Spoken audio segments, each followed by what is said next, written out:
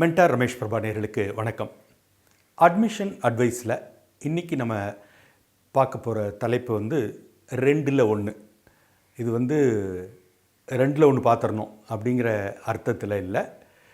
மோர் தென் one ஆப்ஷனை கையில் வச்சுக்கிட்டு இருக்கும்போது ஏதாவது ஒன்று உடனடியாக டிசைட் பண்ணிடணும்.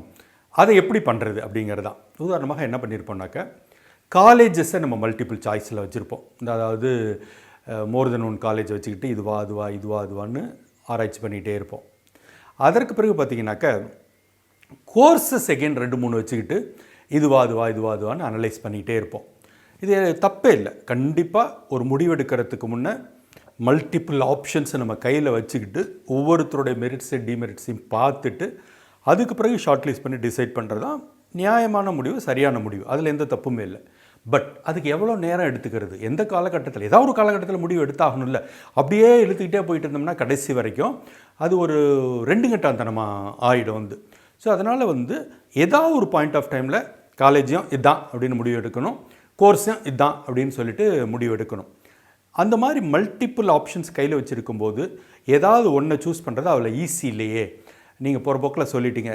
அது எப்படி பண்ணிட முடியும்னு கேட்டிங்கன்னா, அதுக்கு ஒரு டெக்னிக் இருக்குது. வழக்கமாக மேனேஜ்மெண்ட் டெக்னிக்ஸ்லேயும் இதை யூஸ் பண்ணுறது உண்டு, டிசிஷன் மேக்கிங்லேயும் இது யூஸ் பண்ணுறது உண்டு. என்ன அப்படின்னு கேட்டிங்கன்னா, மோர் தென் ஒரு ஆப்ஷன் கையில் இருக்கும்போது எப்படி தேர்ந்தெடுக்கணும்னா, எலிமினேஷன் ப்ராசஸ் தான். ஃபஸ்ட்டு எது வேணாங்கிறத முடிவெடுத்துடணும். அது ஈஸி. ஆக்சுவலாக பார்த்திங்கனாக்கா, 3-4 கையில் இருக்குன்னா கண்டிப்பாக இது வேண்டாம் அப்படிங்கிறத ஒன்று கழட்டிக்கிட்டே வந்தீங்கன்னா கடைசியாக ஒன்று நிற்கும். அதுதான் நமக்கு வேண்டுமானது. ஸோ அதனால் எப்போவுமே பார்த்திங்கன்னா, மல்டிபிள் ஆப்ஷன்ஸ் கையில் இருக்கும்போது எது வேணும்னு முடிவெடுக்கிறத விட கையில் இருக்கிற 3 நாளில் எது வேண்டாங்கிறத எலிமினேஷன் ப்ராசஸில் 1 by 1 கழட்டிக்கிட்டே வரணும். வரும்போது கடைசியாக ஒன்று நிற்கும். அதுதான் நம்ம எடுக்க போகிற முடிவு. ஸோ இதுதான் 2ல் 1 தேர்ந்தெடுக்கிறதுக்கான டெக்னிக். ஸோ ரைட் டைமில் அதை தேர்ந்தெடுத்துருங்க அப்படிங்கிறது தான் என்னுடைய அட்வைஸ். ஆக்சுவலாக இந்த வீடியோ பயனுள்ளது நினச்சிங்கன்னா நண்பர்களுக்கு ஷேர் பண்ணுங்கள், அவர்களும் பார்த்து பயனடையட்டும். மென்டார் ரமேஷ் பிரபா இதுவரை சப்ஸ்கிரைப் பண்ணலையா? இப்போவே பண்ணுங்கள். நன்றி, வணக்கம்.